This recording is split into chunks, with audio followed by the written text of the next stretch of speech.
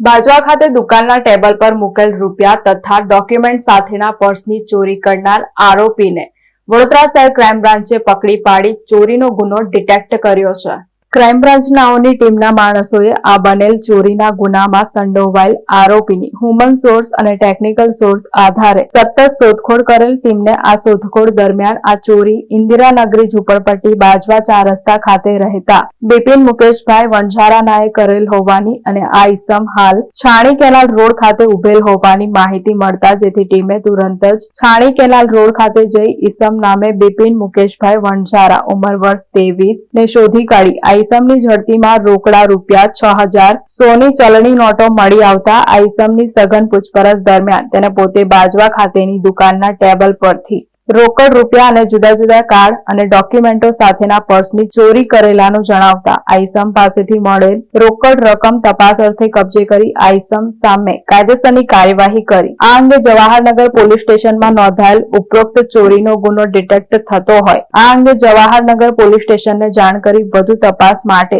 સોંપવાની કાર્યવાહી કરી છે.